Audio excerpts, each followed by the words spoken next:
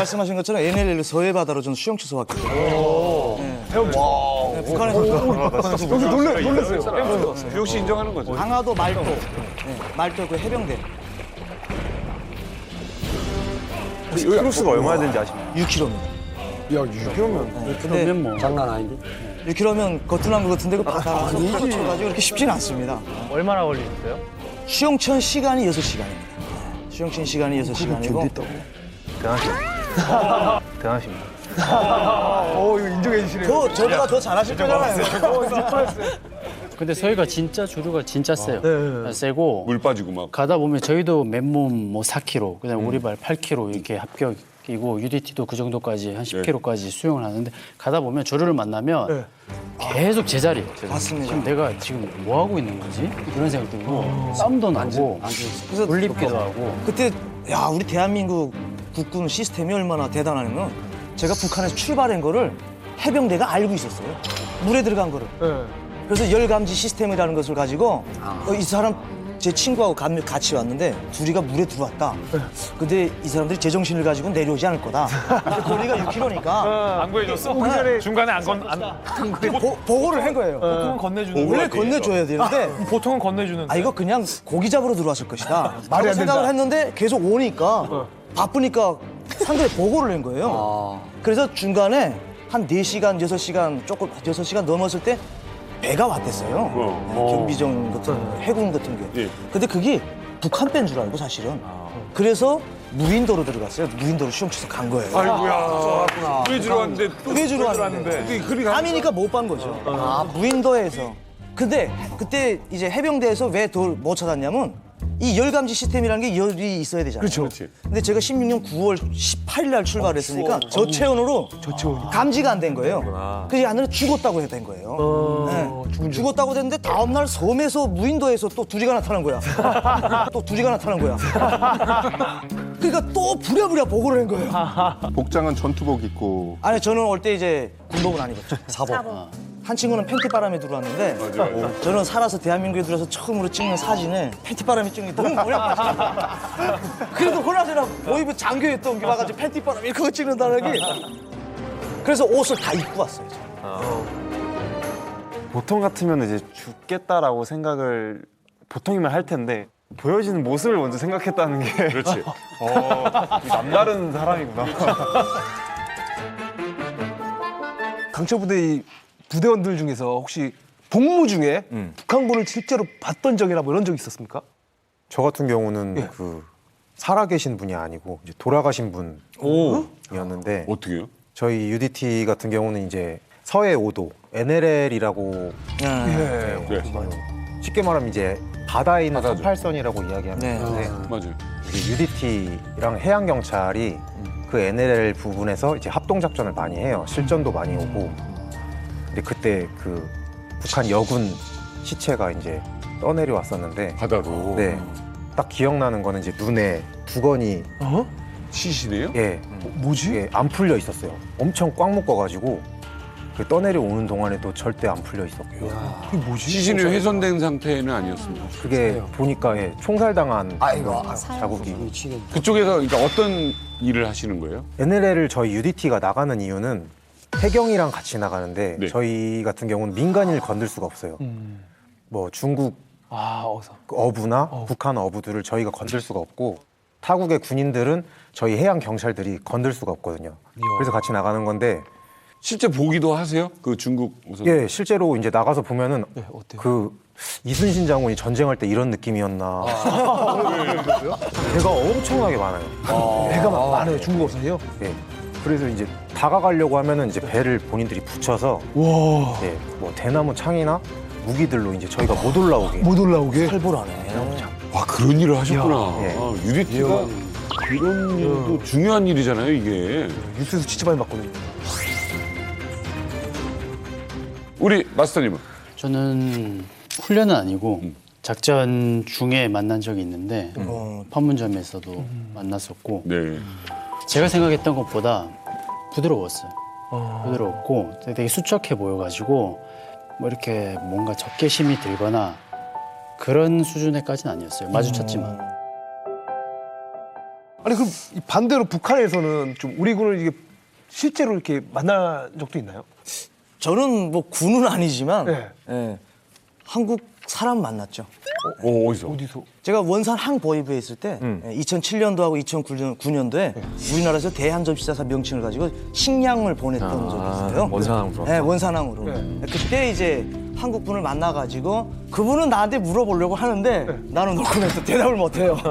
나는 대답을 할 수가 없고 되게 그때 감정이 이상했던 게 야 이거 한민족이라고 했던 게 언어가 통하는 게 너무 신기한 거예요. 신기하죠. 자연스러운 대화를 했어요. 그러면서 이제 한국에 대해서 좀 많이 물어봤고 한국은 못 산다는데 진짜 못 사는지 그게 영상으로 나오는 게 실제 맞는지 그렇죠. 네, 이런 거를 실제 한국 사람한테 듣으니까 그래서 제가 아마 이 대한민국으로 오게 된 동기부여가 되지 않았을까요? 이명 씨는 그 특수부대에 있던 지역이 어느 쪽이었어요? 저는 지역을 모릅니다. 저희는 뭐 군대를 간다고 데리고 간 게 아니고 저 같은 경우에는 돌격대로 간다고 이제 데리고 갔던 케이스고. 돌격대 일하는 데 가는 줄 알고 갔다가 그래서 한영 사업도 없이 그냥 이제 온송평양 열차를 탔는데 그때부터 안대를 띄웠고 바깥을 아예 못 보게 했었어요. 그래서 도착해서 부대에 도착해서 안대를 꼭 꼈고 저희는요. 여기 이제 특수부대 분들 못지않게 저희도 훈련이 되게 강합니다. 하루 한 4시간 정도의 잠을 재우고 이제 그 나머지는 계속 훈련 교육이 계속 반복되는 거였지만 근데 그중에서 제일 힘들었던 게 잠수였습니다. 아 잠수. 잠수 훈련. 네. 물론 공기통을 주고 이제 가긴 하는데 일반 사람이 5m를 들어가는 게 굉장히 힘듭니다. 5m를 네. 저는 회 할당량도 들어가본 적이 좀 없어서. 어렵고 근데 저 같은 경우는 그게 지금도 물 공포증이 있을 정도로 5m 들어가서 뭐 숨이 안 쉬죠. 예, 예. 호흡곤란이 옵니다.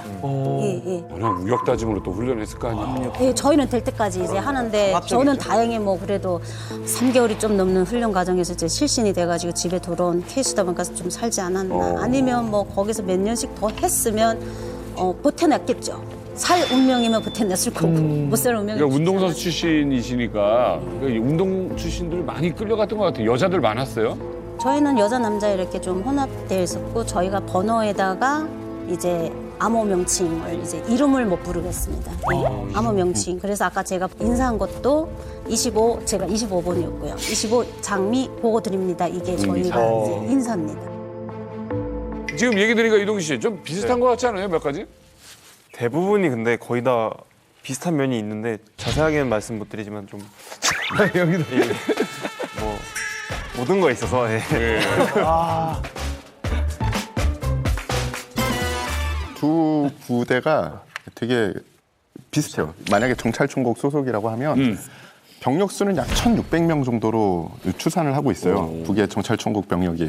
정찰총국이 노동당 산하의 대남 공작을 하던 부서들하고 그리고 이 북한군의 이 대남 공작을 하던 부서가 합쳐져서 만들어진 게 정찰총국입니다. 네. 그러니까 딱 국군정보사령부랑 똑같은 거죠. 그래서 두 분 다 이제 양성이 될 때 밀봉 교육을 받았을 거고 그리고 발각이 됐을 때 이 다른 사람들한테 피해를 끼치면 안 되니까 교관의 이름도 사실 알려지지 않아요. 선생님이라고 한다든지 학생이라고 한다든지 그래서 두 분이 되게 비슷하고 이 폭풍군단하고 707하고 약간 비슷한 면이 있고요.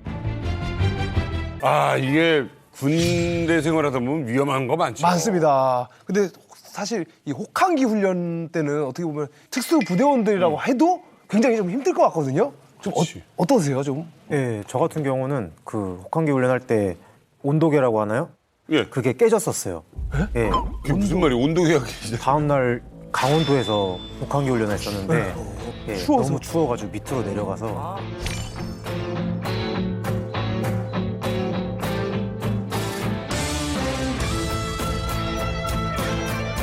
그때 그 군화가 눈에 젖었다가 얼었다가 젖었다가 얼었다 이래가지고 제가 이제 복숭아뼈 군화가 닿는 복숭아뼈 쪽 살이 다 날아가가지고 거기에 이제 또 세균이 감염돼가지고 이제 군인들은 많이 알 텐데 봉화지겸? 네, 봉화지겸이라고 뭐하지? 네, 걸려가지고 아니 그거 잘못하면은 절단 사고까지 있는 그런데 큰 사고가 될 수 있는 거. 큰일 날 뻔하셨네. 여기 있는 친구들이 다 그쪽 지역에서 훈련을 해요. 네.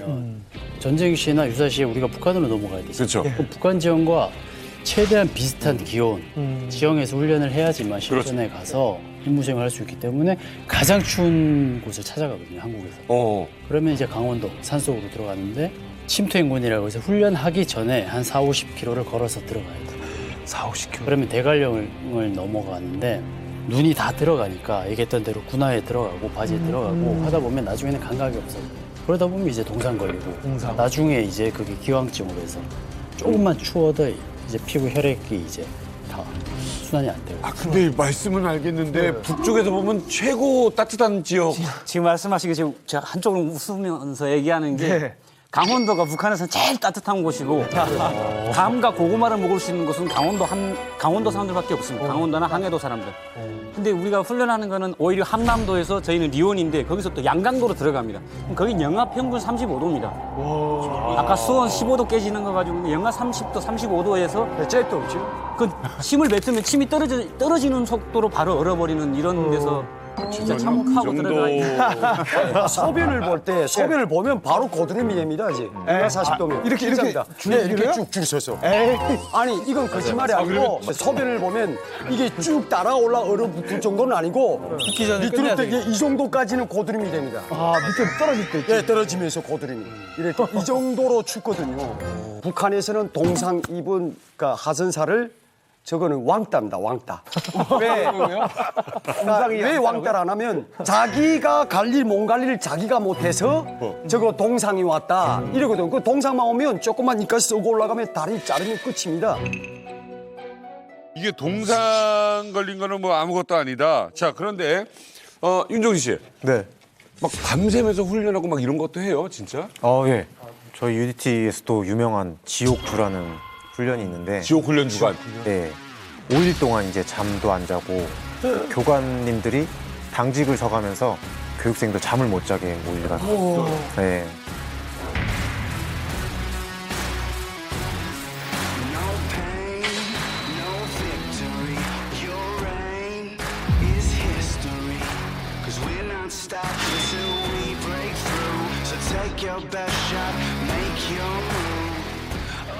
저 같은 경우는 지옥주가 통째로 이제 잠을 안 자는 5일간 잠을 안 자는 훈련이잖아요. 그래서 진짜 10분도 안 자요? 네. 잠을 절대 안 재워요. 잠이 그냥 오지 않나요? 계속 움직여요. 머리 위에 IBS라는 고무보트 올려놓고 잠 못 자게 하고 졸면은 뭐 바닷물에 입수하고 와. 뭐 이런 거나. 인간이 그게 돼요? 5일 동안 안 자는데? 쓰러질 것 같은데. 그러니까요. 저는 그게 기억이 없어요. 지옥주가. 네. 제 동기 중에 한 명 기억나는 게 이제 보트를 IBS를 저어서 선착순을 하는데 거기서 1등 빼고는 전부 다 바닷물 입수해요. 근데 그게 3월이나 4월 정도 되니까 굉장히 춥거든요. 네. 근데 제 동기생이 바다에서 보트를 저으면서 야 저기 오르막이니까 더 세게 져. 이랬어. 바다에서. 이랬어. 바다에서. 차가도가 착시가 일어나요. 네. 정신이 나갔구나. 그 정도로. 사이로 오일 안 자면. 그랬었습니다. 아니 그 정도 힘들면 북방 헬프콜 이런 데 전화 안 하나요? 못하죠. 네. 본인들이 지원을 했기 때문에 또 전화하기도 좀 쑥스럽죠. 아, 그렇지. 최영재 마스터는 죽을 뻔한 경험을 해보셨죠? 훈련하다가. 저는 여러 번 저도 있는데 저는 이제 고공강화 전담 팀장으로 이제 있을 때 몇 번 뛰셨어요? 저는 330번 정도. 330번이요? 네. 장교들 중에는 제일 많이 뛴 것 같아요. 네. 그러다 보니까 거의 하루에 뭐 많이 뛸 때 4번씩, 5번씩 뛰기도 하고. 그 정도 뛰면 위험한 날이 있을 것 같은데. 있죠. 컨디션이. 항상 뭐 300번 뛰지만 항상 긴장은 돼요. 근데 긴장이 돼서 꿈이 안 좋으면 팀원들은 안 뛰게 해요. 꿈이 안 좋은 사람은. 저희가 뛰었을 때 당연히 작전을 하려면 총도 가져가야 돼요. 탄약도 가져가야 돼요. 이 군장을 가져가야 돼요. 무겁잖아요. 무거워요. 이거를 가지고 뛰어내렸는데 이게 풀려버린 거예요. 지상에 떨어지기 전에. 발밑에 매달리다 보니까 이게 무게 추 역할 때문에 균형을 공중에서 잃은 거죠. 회전을 하기 시작해요. 돌아버린 거죠. 계속. 너무 빠르게. 시속 한 200km 떨어지고. 예? 시속 200km 정도로 자유낙하. 그 상태에서 생각은 이걸 피면 되겠다고 생각하는데 펴버리면 꼬일 것 같은 거예요, 몸이. 그래서 한 줄이. 보니까. 그러면 꼬여버리면 그대로 땅에 떨어지는 거예요. 그걸 생각을 한다고요? 생각을 하면서 공중에서 무조건 잡아야 된다 그 생각하다가 참다 보니까 이게 회전이 너무 심해지니까 어지럽죠. 앞면에 이 눈알이 나오더라고요. 야. 눈이요? 압력 때문에 원심력 때문에 눈알이 이렇게 튀어나오더라고요. 그래서 눈을 감고 참았는데 그 다음에 앞면이 이제 터지는 게 느껴지니까 실핏줄이 그러면서 이제 거의 기절하다시피 했는데 결국 그냥 차라리 죽더라도 피자 그래서 폈는데 다행히 이제 꼬이는 게 몸에 안 꼬이고 그래서 이제 떨어져서 그날 이제 생일 파티를 했죠. 이제. 다시 태어난 다시 태어난 날. 와. 그러고 나서 근데 그 다음날 다시 또 뛰고 또 뛰셨어요? 또 나간다고요? 네, 했는데 트라우마를 극복해야 되니까 아 맞아. 위기 겪으면 그거 네. 다시 한번 반복해요. 근데 빨리 시일. 그때 주마등이라는 걸 처음 경험해봤고 저는 이제 레펠 아까 영상에서 건물 뭐 5층에서 3층으로 진입하고 이런 네, 로프. 훈련을 하는데 네. 이제 그 훈련을 하다가 이제 그냥 떨어져 버렸어요. 그냥 떨어져 버려서 네, 그냥 그 5층에서 이제 낙하를 했는데 그 1층 이렇게 튀어나온 그 있잖아요. 이 다리 비 막는 네. 거기에 이제 퍽 떨어졌는데 약간 이렇게 여기가 이제 벽이라고 치면 상반신이 이렇게 걸리면서 상반신이 이렇게 걸리면서 아예 부딪혀서 추가 안 풀어. 이제 줄을 잡고 이제 일어나서 서려고 하는데 이렇게 그냥 몸이 그냥 쓰러지는 거예요. 근데 이 하반신 밑으로 아예 감각이 없고 근데 약간 그때 느낌이 그냥 뭐지 계속 이렇게 했는데 그게 한 20분 정도 동안 계속 이제 아예 힘이 안 들어가요. 신경 눌린 거죠. 네, 그래서 근데 20분 정도 지나고 나서 이제 발가락부터 조금씩 이제 움직이고 네, 이제 그런 경험. 골절은 안 생겼고. 골절은 없었어요. 그러니까 저게 근육으로 뒤엎여서 그런 거지. 순간적으로. 7, 8m 날아가 봤는데 아무것도 못해요 정말. 기침도 못하고 뭐도 못해. 근데 저분은 훈련이 된 몸인 거야. 근데 이분들이 지금 그 신체도 사실은 한계가 있거든요. 유통 기간이라는 게 있습니다. 그래. 근데 자신의 신체에 쓸 수 있는 거를 막 극한으로 다 달리신 거예요. 그래서 이분들이 나이가 들고 근육이 빠지기 시작하면 다 몸들이 아파지기 시작할 거예요. 진짜 그래요. 네, 국가대표 선수들이랑 그러면 얼굴도 금방 좀 못생겨지고 그러나요? 얼굴은 대부분 그냥 가더라고요. 얼굴 생긴 걸로. 타고나요. 그런데 이분들이 어떻게 보면 진짜 국가에 몸을 바친 거나 마찬가지. 그렇지.